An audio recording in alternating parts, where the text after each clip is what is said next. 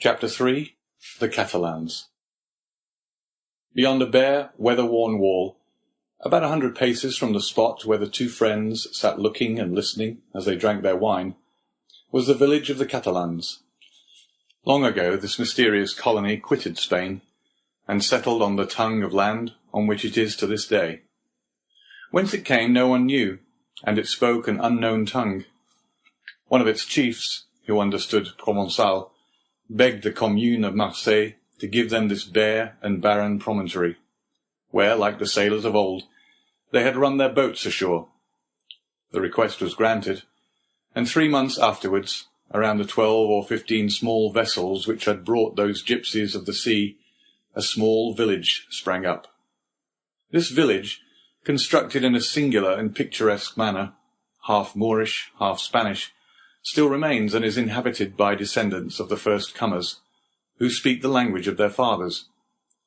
For 3 or 4 centuries they have remained upon this small promontory, on which they had settled like a flight of sea-birds, without mixing with the Marseillaise population, intermarrying and preserving their original customs, and the costume of their mother country, as they have preserved its language. Our readers will follow us along the only street of this little village, and enter with us one of the houses which is sunburned to the beautiful dead-leaf colour peculiar to the buildings of the country, and within coated with whitewash like a Spanish posada.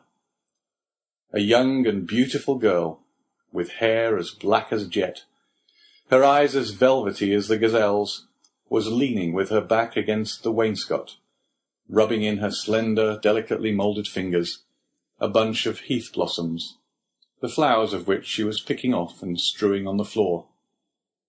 Her arms, bare to the elbow, brown and modelled after those of the Arlesian Venus, moved with a kind of restless impatience, and she tapped the earth with her arched and supple foot, so as to display the pure and full shape of her well-turned leg in its red cotton, grey and blue clocked stocking.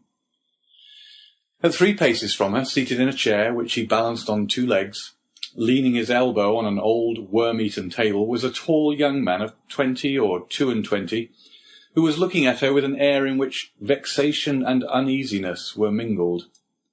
He questioned her with his eyes, but the firm and steady gaze of the young girl controlled his look. "You see, Mercedes," said the young man, "here is Easter come round again. Tell me, is this the moment for a wedding?" "I have answered you 100 times, Fernand, and really you must be very stupid to ask me again." "Well, repeat it. Repeat it, I beg of you, that I may at last believe it. Tell me for the 100th time that you refuse my love, which had your mother's sanction. Make me understand once for all that you are trifling with my happiness, that my life or death are nothing to you. Oh, to have dreamed for 10 years of being your husband, Mercedes, and to lose that hope, which was the only stay of my existence." "At least it was not I who ever encouraged you in that hope, Fernand," replied Mercedes. "You cannot reproach me with the slightest coquetry. I have always said to you, I love you as a brother, but do not ask from me more than sisterly affection, for my heart is another's. Is not this true, Fernand?" "Yes, that is very true, Mercedes," replied the young man. "Yes, you have been cruelly frank with me, but do you forget that it is among the Catalans a sacred law to intermarry?" "You mistake, Fernand. It is not a law, but merely a custom. And I pray of you, do not cite this custom in your favour. You are included in the conscription, Fernand, and are only at liberty on sufferance, liable at any moment to be called upon to take up arms. Once a soldier, what would you do with me, a poor orphan, forlorn without fortune, with nothing but a half-ruined hut and a few ragged nets, the miserable inheritance left by my father to my mother, and by my mother to me? She has been dead a year, And you know, Fernand, I have subsisted almost entirely on public charity. Sometimes you pretend I am useful to you, and that is an excuse to share with me the produce of your fishing, and I accept it, Fernand, because you are the son of my father's brother, because we were brought up together, and still more because it would give you so much pain if I refuse her. But I feel very deeply that this fish which I go and sell, and with the produce of which I buy the flax I spin, I feel very keenly, Fernand, that this is charity. And if it were, Mercedes, poor and lone as you are, you suit me as well as the daughter of the first shipowner, or the richest banker of Marseille. Or do you such as we desire but a good wife and a careful housekeeper? And where can I look for these better than in you? Fernand, answered Mercedes, shaking her head, a woman becomes a bad manager, and who shall say she will remain an honest woman when she loves another man better than her husband? Rest content with my friendship, for I say once more, that is all I can promise, and I will promise no more than I can bestow. I understand, replied Fernand. You can endure your own wretchedness patiently, but you are afraid to share mine. Well, Mercedes, beloved by you, I would attempt fortune. You would bring me good luck, and I should become rich. I could extend my occupation as a fisherman, might get a place as clerk in a warehouse, and become in time a dealer myself. You could do no such thing, Fernand. You are a soldier, and if you remain at the Catalans, it is because there is no war. So remain a fisherman, and contented with my friendship, as I cannot give you more. Well, I will do better, Mercedes. I will be a sailor, instead of the costume of our fathers, which you despise. I will wear a varnished hat, a striped shirt, and a blue jacket with an anchor on the buttons. Would not that dress please you? What do you mean? asked Mercedes, with an angry glance. What do you mean? I do not understand you.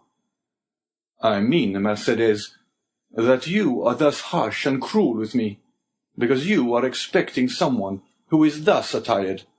But perhaps he whom you await is inconstant, or if he is not, the sea is so to him.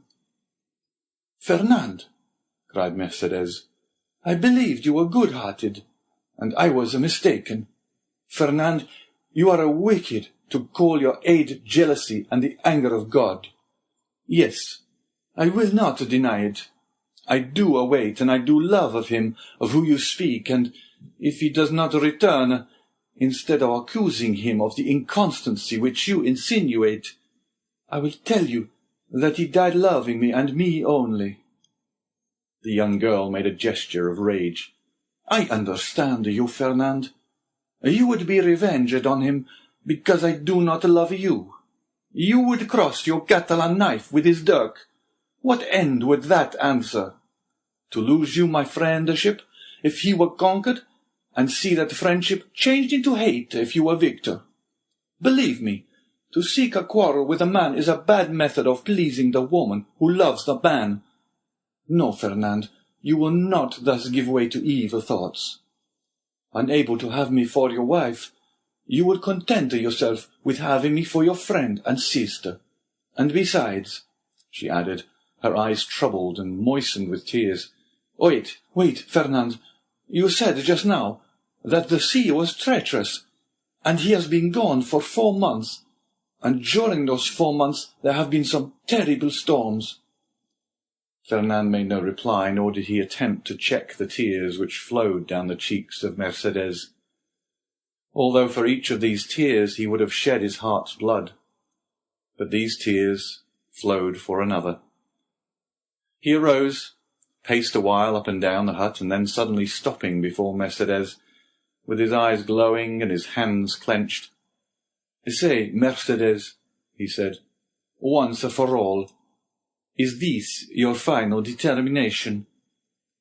"I love Edmond Dantès," the young girl calmly replied, "and none but Edmond shall ever be my husband."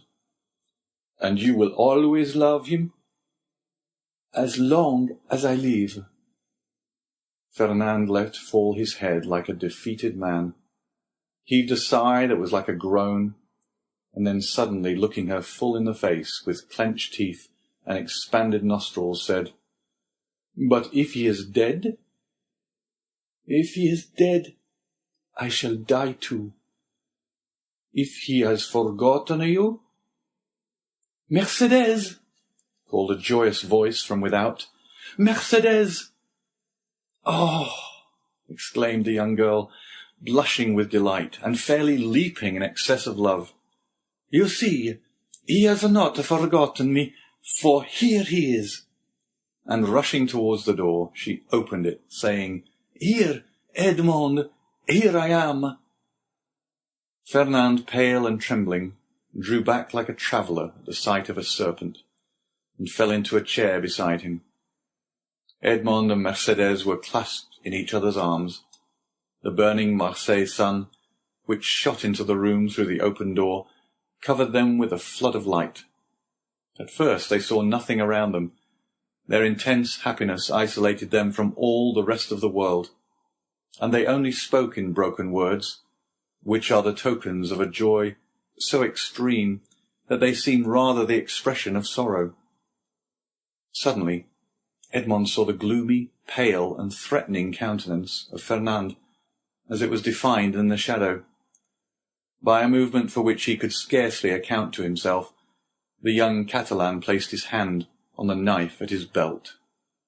"Ah, your pardon," said Dante, frowning in his turn. "I did not perceive that there were 3 of us." Then turning to Mercedes, he inquired, "Who is this gentleman?" "One who will be your best friend, Dante, for he is my friend, my cousin, my brother. It is Fernand, the man whom after you, Edmond, I love the best in the world. Do you not remember him?" "Yes," said Dante, and without relinquishing Mercedes' hand, clasped in one of his own, he extended the other to the Catalan with a cordial air. But Fernand, instead of responding to this amiable gesture, remained mute and trembling. Edmond then cast his eyes scrutinizingly at the agitated and embarrassed Mercedes, and then again on the gloomy and menacing Fernand. This look told him all, and his anger waxed hot. "I did not know, when I came with such haste to you, that I was to meet an enemy here." "An enemy?" cried Mercedes with an angry look at her cousin. "An enemy in my house? Do you say, Edmond? If I believed that, I would place my arm under yours and go with you to Marseille, leaving the house to return to it no more." Fernand's eye darted lightning.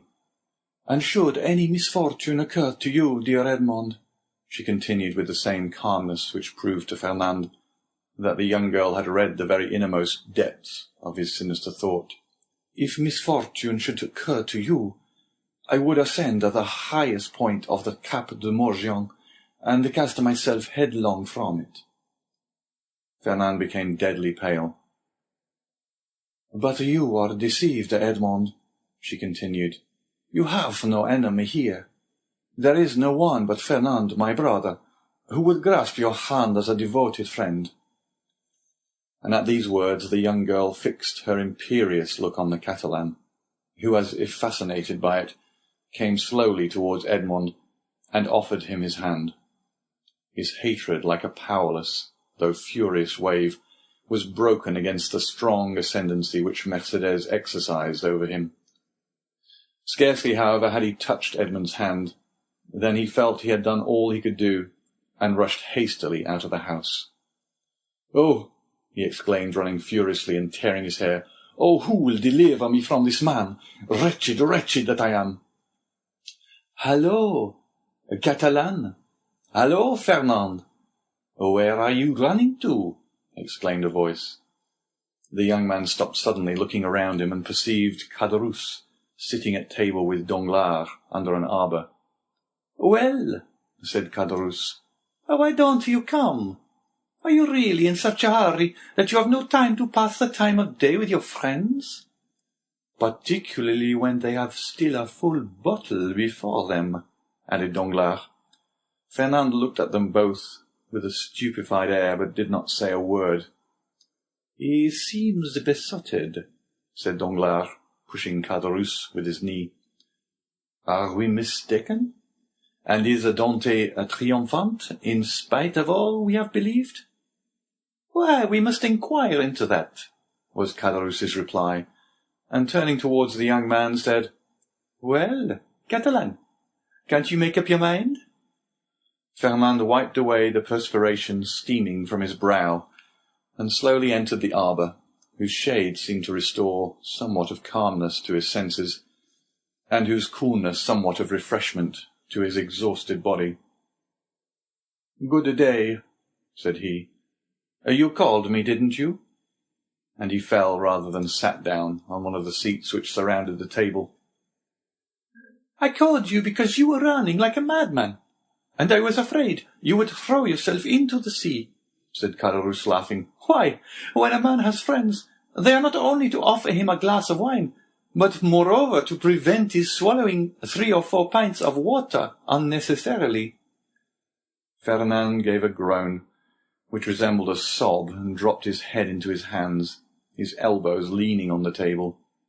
"Well, Fernand, I must say," said Caderousse, beginning the conversation with that brutality of the common people in which curiosity destroys all diplomacy, "you look uncommonly like a rejected lover."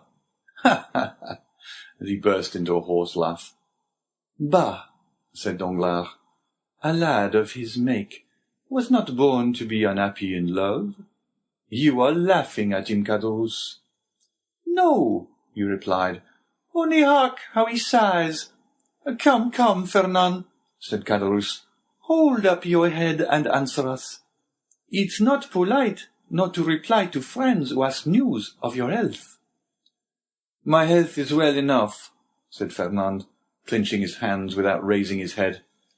"Ah, you see, Danglars," said Caderousse, winking at his friend, "this is how it is. Fernand, whom you see here, is a good and brave Catalan, one of the best fishermen in Marseille, and he is in love with a very fine girl named Mercedes, but it appears, unfortunately, that the fine girl is in love with the mate of the fair one, and as the fair one arrived today, why, you understand." "No, I do not understand," said Danglars. "Poor Fernand has been dismissed," continued Caderousse. "Well, and what then?" said Fernand, lifting up his head and looking at Caderousse like a man who looks for someone on whom to vent his anger. "Mercedes is not accountable to any person, is she? Is she not free to love whomsoever she will?" "Oh, if you take it in that sense," said Caderousse, "it is another thing. But I thought you were a Catalan, and they told me the Catalans were not men to allow themselves to be supplanted by a rival. It was even told me that Fernand especially was terrible in his vengeance."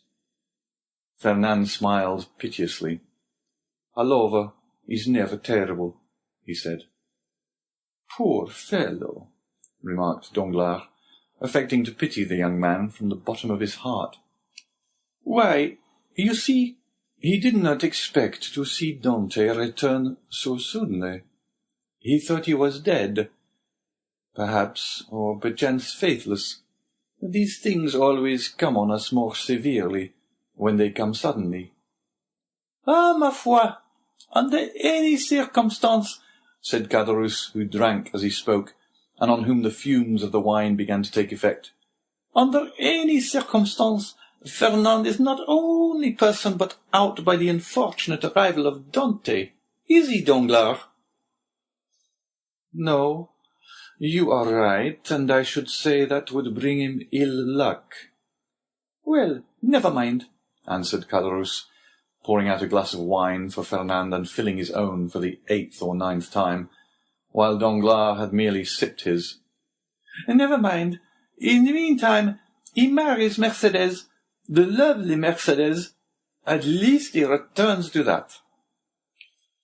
During this time, Danglars fixed his piercing glance on the young man, on whose heart Caderousse's words fell like molten lead.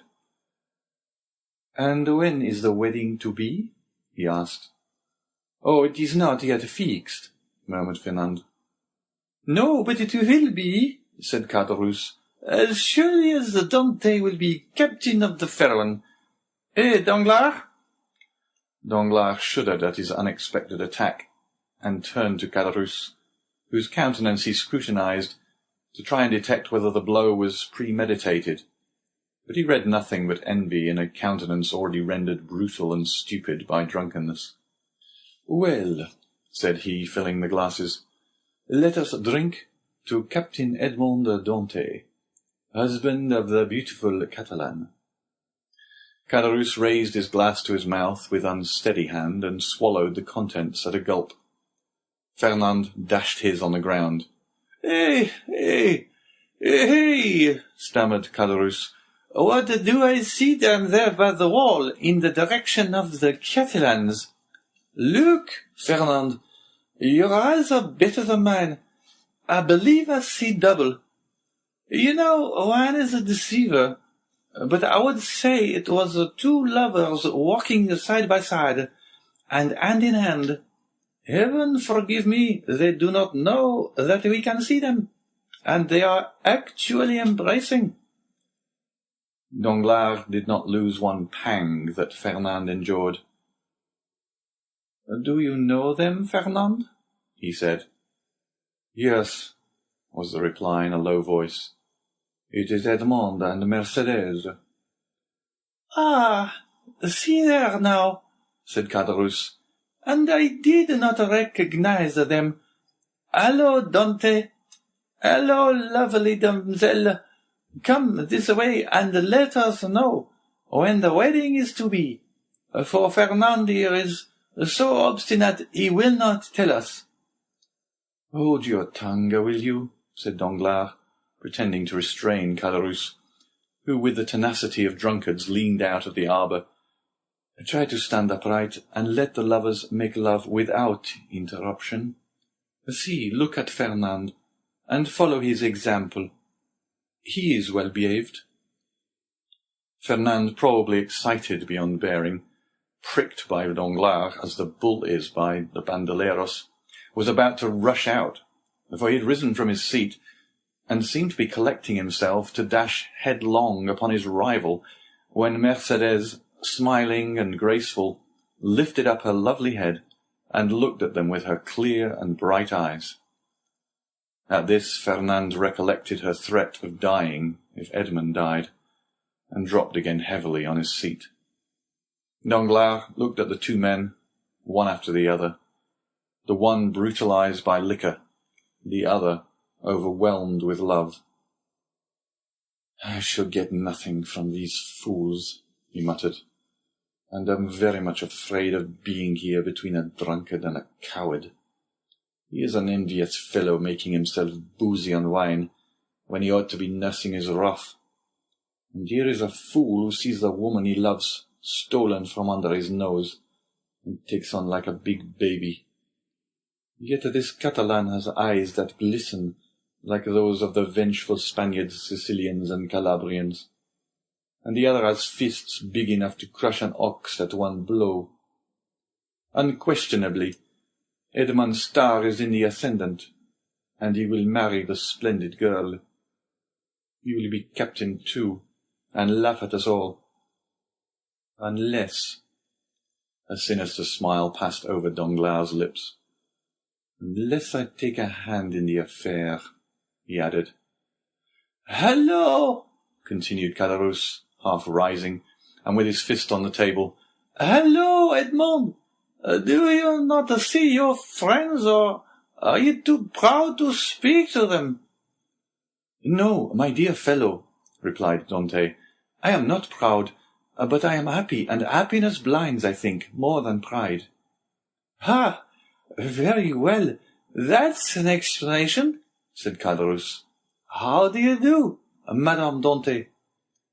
Mercedes curtsied gravely and said, "That is not my name, and in my country it bodes ill fortune, they say, to call a young girl by the name of a betrothed before he becomes her husband. So call me Mercedes, if you please." "We must excuse our worthy neighbour, Caderousse," said Dante. "He is so easily mistaken." "So then, the wedding is to take place immediately, Monsieur Dante?" said Danglars, bowing to the young couple. "As soon as possible, Monsieur Danglars. Today all preliminaries will be arranged at my father's, and tomorrow or next day at latest, the wedding festival here at La Réserve. My friends will be there, I hope, that is to say, you are invited, Monsieur Danglars, and you, Caderousse." "And Fernand?" said Caderousse with a chuckle. "Fernand, he too is invited?" "My wife's brother is my brother," said Edmond, "and we, Mercedes and I, should be very sorry if he were absent at such a time."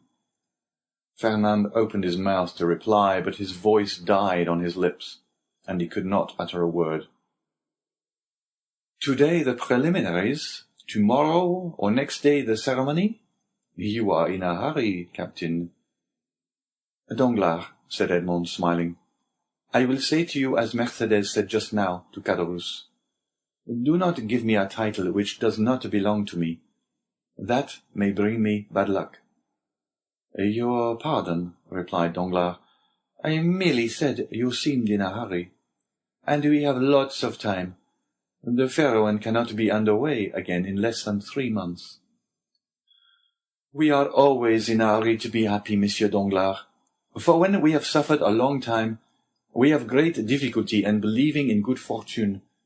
But it is not selfishness alone that makes me thus in haste. I must go to Paris." Really? "To Paris? And will it be the first time you have ever been there, Dante?" "Yes." "Have you business there?" "Not of my own. The last commission of poor Captain Leclerc, you know to what I allude, Danglars. It is sacred. Besides, I shall only take the time to go and return." Yes, I understand," said Danglars. And then in a low tone he added, "To Paris, no doubt to deliver the letter which the Grand Marshal gave him. This letter gives me an idea, a capital idea. Dante, my friend, you are not yet registered number 1 on board the good ship Pharaoh." Then turning toward Edmond, who was walking away, "A pleasant journey," he cried. "Thank you," said Edmond, with a friendly nod, and the two lovers continued on their way, as calm and joyous as if they were the very elect of heaven. End of